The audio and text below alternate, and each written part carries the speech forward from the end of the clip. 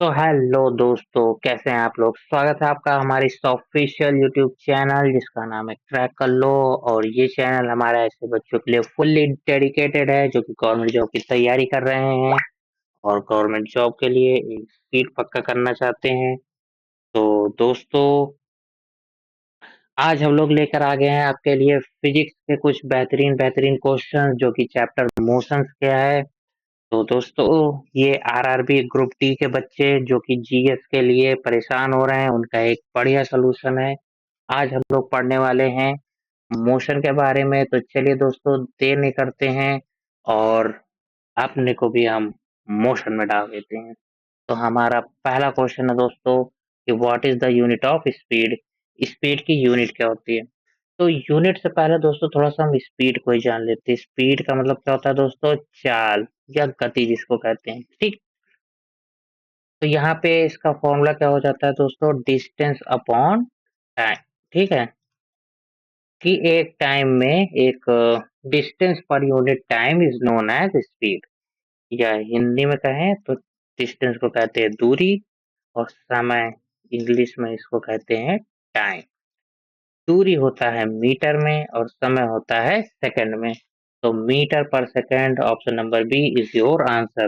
तो थोड़ा सा ना इस पर और रोशनी डालते हैं, क्योंकि दोस्तों ये डिस्टेंस स्पीड में नापी जाती है और डिस्टेंस एक स्केलर क्वांटिटी है, ठीक है। क्वांटिटी है तो दैट्स वाई जो हमारी स्पीड भी है वो एक स्केलर क्वांटिटी है।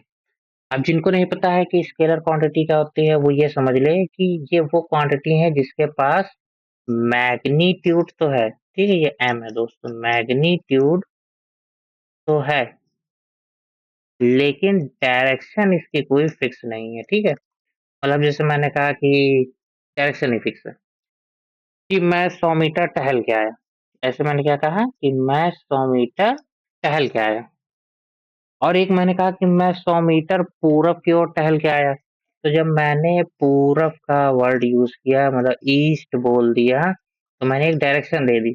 तब वो मेरी डिस्टेंस नहीं होती दोस्तों, तब वो हो जाती मेरी डिस्प्लेसमेंट, ठीक है। इसके बारे में भी हम लोग आगे अभी बात करेंगे। तो यहाँ से दोस्तों हमको समझ में आ गया कि स्पीड का फॉर्मूला होता है डिस्टेंस अपॉन टाइम होता है। इसका फॉर्मूला होता है मीटर पर सेकेंड और ये एक स्केलर क्वांटिटी है, ठीक। चलिए आगे बढ़ते हैं। अगला question, question number second. Question number second क्या कह रहा है कि the motion of car around a circular track is example of. एक कार का गोलाकार ट्रैक चारों ओर गति कर रहा है, ये किसका उदाहरण है। तो दोस्तों ये सर्कुलर मोशन का उदाहरण है कि एक ट्रैक है, उस पे बार बार गोल गोल गोल गोल गोल गोल घूम रहा है। तो ये क्या है, एक सर्कुलर ट्रैक है। देखिए यूनिफॉर्म इसलिए क्योंकि इन्होंने कहीं पे ऐसा कुछ लिखा नहीं है कि यूनिफॉर्म स्पीड में हो, नहीं तो ये कहलाता कि यूनिफॉर्म सर्कुलर मोशन, ठीक है। अगर सर्कुलर मोशन कर रहा है और बराबर स्पीड से कर रहा है तो यूनिफॉर्म सर्कुलर मोशन हो जाएगा। तो चलिए अब एक सर्कुलर पाथ के बारे में बात हो रही है तो कुछ चीजें जान लेते हैं। तो दोस्तों इसका डिस्प्लेसमेंट क्या होगा। तो याद रखिए कि इसका डिस्प्लेसमेंट अगर उसने पॉइंट इस पॉइंट से स्टार्ट किया और यहीं वापस आ गया तो कितना हो जाएगा, 0 हो जाएगा दोस्तों, ठीक है।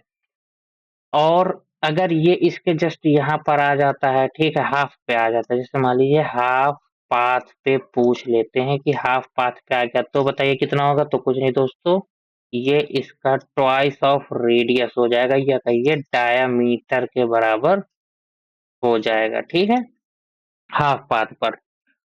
चलिए बढ़ते अपने अगले क्वेश्चन की तरफ। Question number third, what which of the following is a quantity, नहीं, which of the following quantity is a vector. निम्नलिखित में से कौन सी एक वेक्टर की मात्रा है, ठीक है। तो थोड़ा सा एक सेकंड रुक जाइए, अब मैं थोड़ा सा क्वेश्चन को मेंटेन कर दूँ। यस, अब ठीक है, अब ठीक है। चलिए, तो हमसे पूछ लिया गया भैया वेक्टर, तो हमने क्या बताया, अभी स्केलर के बारे में बताया था, वेक्टर के बारे में बता दें कि जिसके पास डायरेक्शन भी हो और मैग्नीट्यूड भी हो, दोनों ही चीज जिसके पास होती है वो हो जाता है वेक्टर। तो देखिए दोस्तों, मैंने स्पीड के बारे में पहले बता दिया था कि ये एक स्केलर है। डिस्टेंस के भी बारे में मैंने बता दिया कि ये एक स्केलर है। टाइम भी दोस्तों एक स्केलर क्वांटिटी है, ये भी आप लोग जो है एक ध्यान रखिएगा। तो बचा डिस्प्लेसमेंट। डिस्प्लेसमेंट दोस्तों डायरेक्शन पे बहुत ही ज्यादा जो है बेस्ड होता है, तो जिसको डायरेक्शन चाहिए वही होता है हमारा वेक्टर क्वांटिटी। तो यहाँ पे हमारा option number C is answer. तो चलिए दोस्तों, इसी समय एक फॉर्मूला है वेलोसिटी। वेलोसिटी के बारे में जान लेते हैं। तो जैसे स्पीड बराबर होता है डिस्टेंस अपॉन टाइम, उसी तरह वेलोसिटी होता है डिस्प्लेसमेंट अपॉन टाइम। यूनिट वही रहती है डिस्प्लेसमेंट, यहाँ भी मीटर में होता है, और ये सेकंड, तो यूनिट हो गई इसकी मीटर पर सेकंड ना। और ये क्या है, एक वेक्टर क्वांटिटी है। वेलोसिटी क्या है, एक वेक्टर क्वांटिटी है। क्यों? क्योंकि यहाँ पर डिस्प्लेसमेंट भी हमारा वेक्टर क्वांटिटी है। तो कुछ अंतर जो है स्पीड और वेलोसिटी है, इसके बारे में हम लोग थोड़ा सा डिटेल में जान ही लेते हैं। कि देखिए स्पीड क्या है, जीरो हो सकती है और पॉजिटिव हो सकती है, लेकिन निगेटिव ये कभी भी नहीं होती है। Point number one. Point number two, यहाँ क्या है, ये जीरो भी हो सकता है, ये पॉजिटिव भी हो सकता है, इसी के साथ साथ ये निगेटिव भी हो सकता है। ठीक, ये स्केलर है और ये वेक्टर है दोस्तों। ठीक, ये डिस्टेंस पर निर्भर होता है और ये भाई साहब डिस्प्लेसमेंट में। तो ऐसी कुछ छोटी छोटी चीजें हैं दोस्तों जो कि स्पीड और वेलोसिटी के बीच में अंतर पैदा करते हैं। तो चलिए दोस्तों, अगले क्वेश्चन की तरफ बढ़ते हैं। क्वेश्चन नंबर 4 क्या कह रहा है हमारा क्वेश्चन नंबर 4? थोड़ा सा इसको भी मैं सही कर लूं, मेरे हिंदी वाले दोस्त जो हैं वो भी इसे अच्छे से पढ़ सकें। चलिए, कि if a body move with uniform speed it's acceleration, यदि कोई शरीर समान गति से चलेगा तो त्वरण क्या होगी? तो चलिए थोड़ा सा त्वरण के बारे में भी जान लेते हैं। एक्सेलरेशन क्या होता है? Rate of change of velocity, ठीक है, इज नोन एज एक्सेलरेशन। किसी भी वस्तु में चाहे उसकी स्पीड या वेलोसिटी चेंज हो रही हो तो उसे हम लोग क्या कहते हैं? एक्सेलरेशन कहते हैं। और यहाँ पे भाई साहब एक बात इन्होंने कर दी, यूनिफॉर्म स्पीड। यूनिफॉर्म स्पीड का मतलब समझ लीजिए, यूनिफॉर्म। यूनिफॉर्म का मतलब क्या होता है? एक जैसा।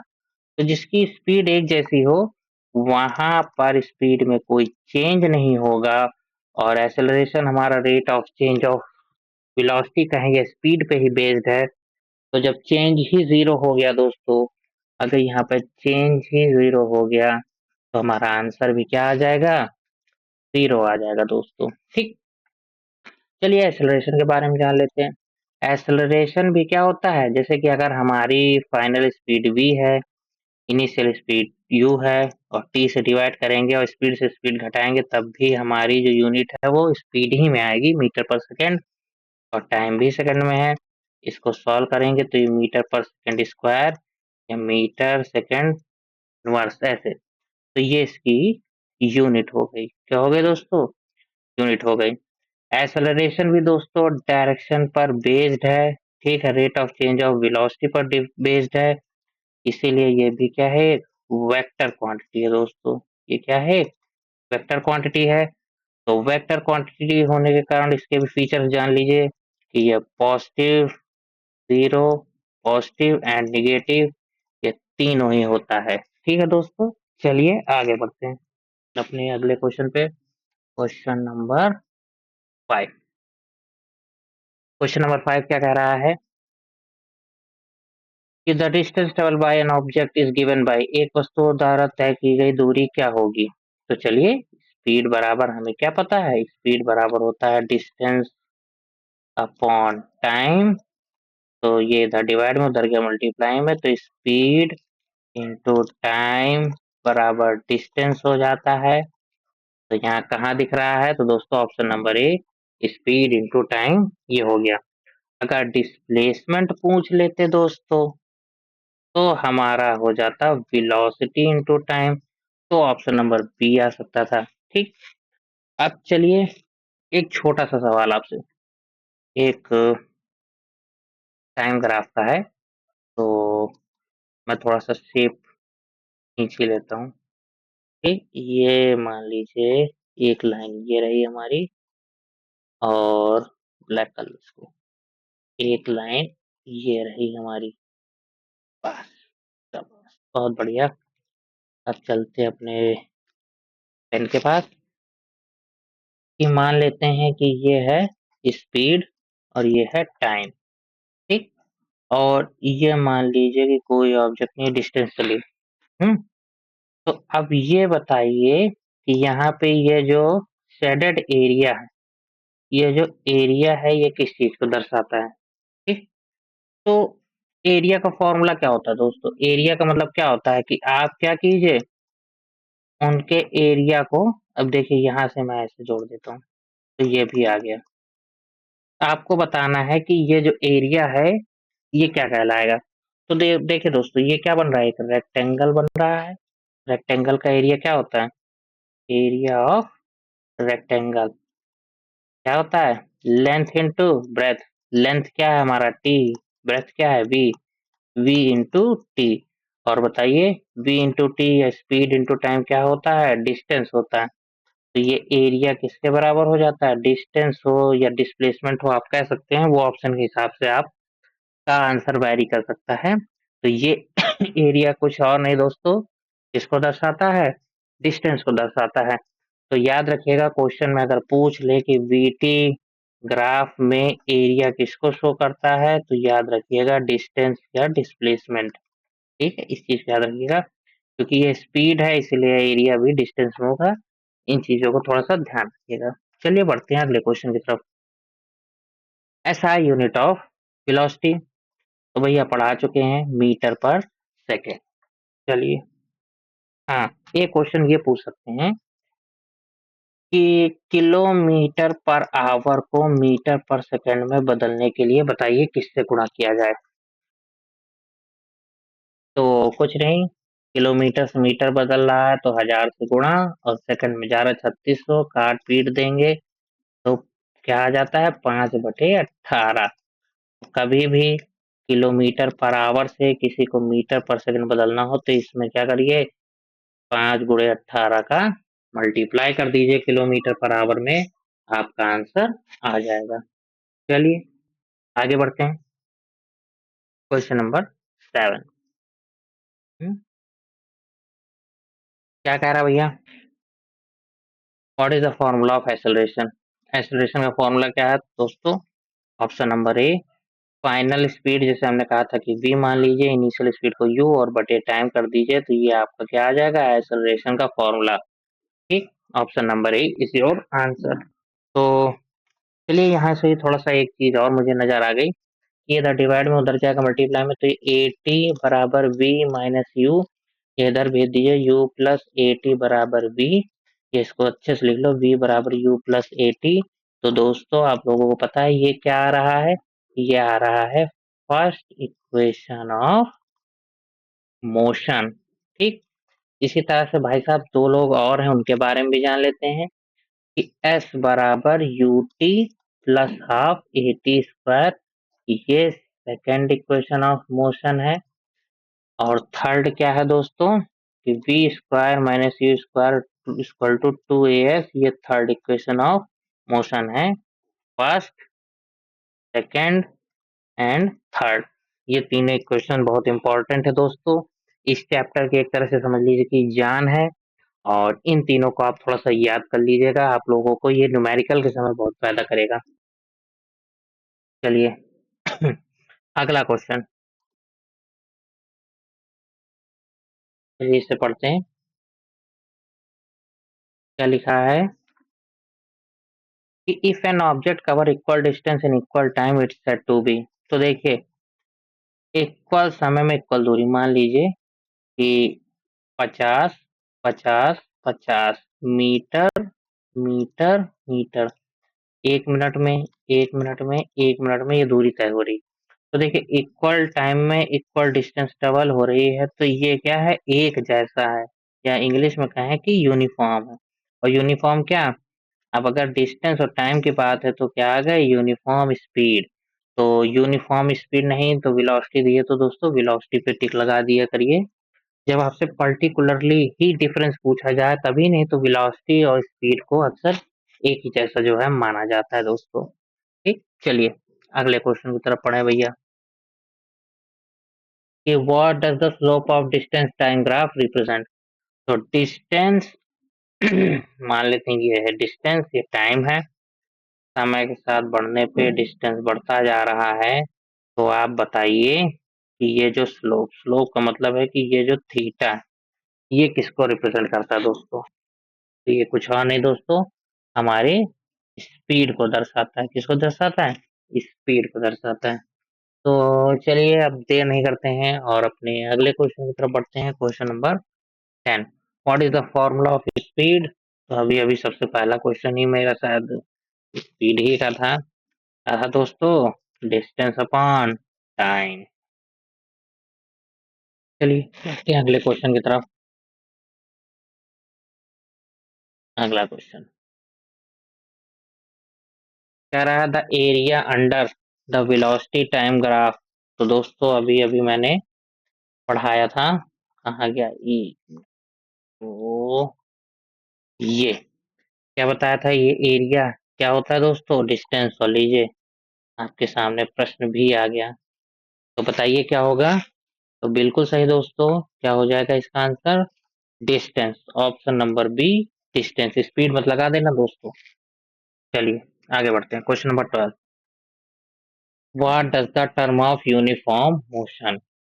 ठीक है, समान गति का मतलब क्या होता है, समान गति का मतलब होता है समान मोशन, एक समान मोशन। एक समान मोशन मतलब एक जैसा हो तो वहां पे स्पीड कैसी होनी चाहिए, कांस्टेंट होनी चाहिए, स्थिर होनी चाहिए। तभी तो जाके हमारा काम बनेगा। क्या हमारी स्पीड चेंज होने पे, तो बिल्कुल नहीं भैया, तब कहाँ समान रहेगा। स्पीड बढ़ने का मतलब ही चेंज होता है, और वेरी इन डायरेक्शन, और डायरेक्शन भी चेंज हो रहा है तो एक समान कैसे मूवमेंट होगा ना, मोशन होगा। तो यहाँ पे हमारा ऑप्शन नंबर ए आपका आंसर खड़ा है दोस्तों। चलिए बढ़ते हैं क्वेश्चन नंबर 13 की तरफ। कह रहे हैं कि द वेलोसिटी ऑफ ऑब्जेक्ट। जो वेलोसिटी है ऑब्जेक्ट की वो क्या है, स्केलर है, वेक्टर है, क्या है। तो मैंने बताया था दोस्तों कि वेलोसिटी जो है वो डिस्प्लेसमेंट पर जो है निर्भर करता है, और डिस्प्लेसमेंट खुद वेक्टर है। तो इस वेलोसिटी भी क्या हो जाएगी, वेक्टर हो जाएगी। और हाँ, स्केलर और वेक्टर दोनों एक साथ तो होता नहीं है, तो कभी भी ये ऑप्शन पे तो टिक मत ही किया करिए। ठीक, और नाइदर भी नहीं होगा, कि क्योंकि कोई भी जो है क्वांटिटी या तो स्केलर होगी या तो स्केलर नहीं होगी। तो चलिए अगला क्वेश्चन है कि विच of the following represent non uniform motion. आपको बताना है कि यहाँ पर जो है नॉन यूनिफॉर्म मोशन निम्नलिखित में से असमान गति को कौन। अब देखिए, एक कार मूविंग कांस्टेंट स्पीड तो कांस्टेंट है, ठीक। ये फॉलिंग एप्पल, एक एप्पल ऊपर से नीचे गिर रहा है। अ train moving in straight line है तो कांस्टेंट स्पीड, ट्रेन भी कांस्टेंट स्पीड के साथ जो है चल रहा है। तो क्या आंसर हो जाएगा, ऑप्शन नंबर डी। क्यों आप कह रहे हो फॉलिंग एप्पल, तो देखिए जो एप्पल है ना, वो जब नीचे गिरता है तो उस पे acceleration due to gravity small g लगता है। और भाइयों और बहनों, स्मॉल जी की value 9.8 metre per second square, ये फिक्स है। तो ये यहाँ पर नॉन यूनिफॉर्म जो है क्या होगा, option number D is your answer. ना ना ना ना ना, यहाँ पे ऑप्शन नंबर बी ही होगा। क्यों, क्योंकि यहाँ पर एक्सेलरेशन का मतलब चेंज हो रहा है। चेंज हो रहा है तो मतलब स्पीड क्या हो रही है, बदल रही है। ठीक, option number B is your answer. चलिए क्वेश्चन नंबर 15 बढ़ते हैं, कि वेलोसिटी टाइम ग्राफ में एक हॉरिजॉन्टल लाइन है, वो क्या इंडिकेट करेगी। तो भैया ये रहा वेलोसिटी, ये रहा टाइम। चलो बताओ ये किस चीज को दर्शा रही है। एक, ये मैंने हॉरिजॉन्टल लाइन लगा दी, तो क्या पता चल रहा, कि देखिए समय तो हमारा बीत रहा है। मान लेते हैं यहाँ 1 घंटा था, यहाँ 2 घंटा, यहाँ 3 घंटे, यहाँ 4 घंटा। समय तो बीत रहा है, मान लें यहाँ स्पीड ये 10 थी, ये 20, लेकिन स्पीड नहीं चेंज हो रही। स्पीड 20 की 20 है, कि मान लेते हैं 20 किलोमीटर पर आवर से चल रही थी तो इसी चल रही। तो इसका मतलब क्या है कि स्पीड में कोई चेंज हुआ? नहीं हुआ भाई साहब, नो चेंज। तो यहाँ पर जब स्पीड चेंज नहीं होगी, वेलोसिटी चेंज नहीं होगी, तो एक्सेलरेशन हमारा क्या हो जाता है? कांस्टेंट हो जाता है। ठीक, चलिए बढ़ते हैं अगले क्वेश्चन की तरफ। क्वेश्चन नंबर 16 क्या कह रहा है कि if the acceleration of body is zero, the body is said to be. अगर किसी बॉडी की एक्सेलरेशन जीरो हो गई, त्वरण शून्य हो गया, तो वो बॉडी क्या हो जाएगी? तो वो बॉडी हो जाती है दोस्तों मूविंग विद कांस्टेंट वेलोसिटी। तो क्या हो जाएगी? कांस्टेंट वेलोसिटी से वो चल रही है, और या तो फिर वो रेस्ट पे है। क्या है वो? रेस्ट पे है। तो ऑप्शन नंबर बोथ, क्योंकि रेस्ट में भी देखिए पहले भी जीरो स्पीड, बाद में भी जीरो स्पीड, तो मतलब नो चेंज। और जहाँ चेंज नहीं, वहाँ एक्सप्रेशन कहता है भैया हम क्यों रहें। चलिए बढ़ते हैं अगले क्वेश्चन की तरफ। Question number 17। तो 17 क्या कह रहा है दोस्तों? चलिए पढ़ते हैं इसे।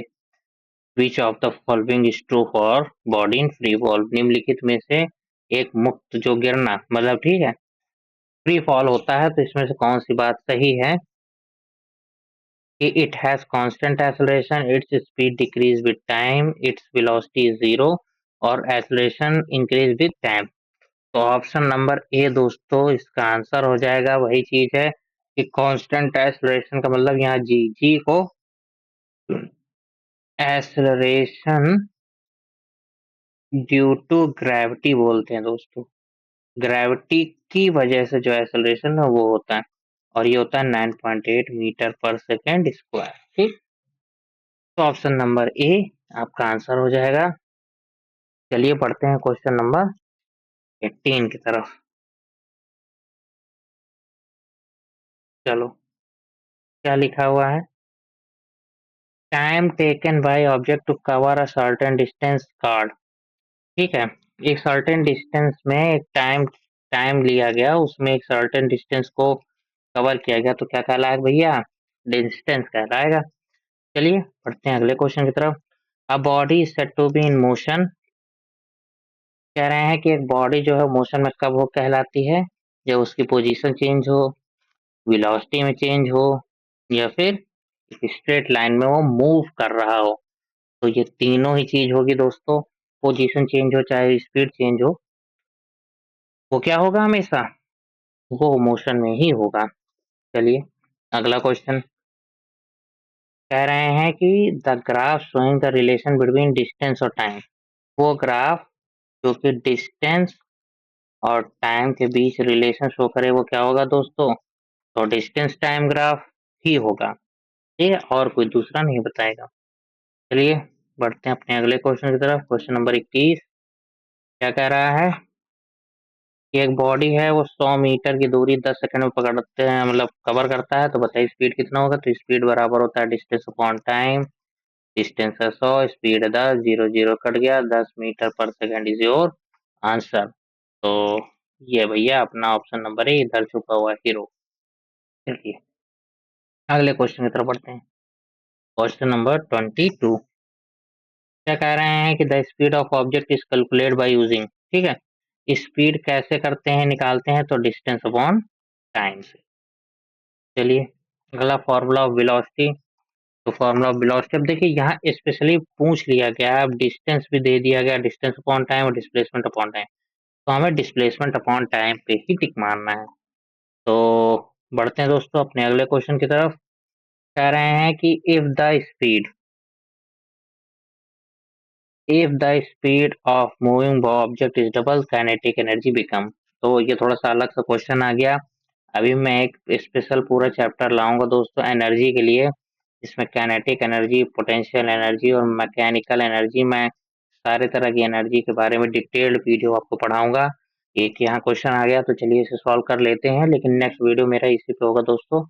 काइनेटिक एनर्जी फॉर्मूला होता है दोस्तों हाफ एम वी स्क्वायर। तो अगर स्पीड पूछ रहे हैं तो यहाँ v जो है ना स्पीड होती है। यहाँ से देखा जाए तो kinetic energy directly proportional to the square of speed.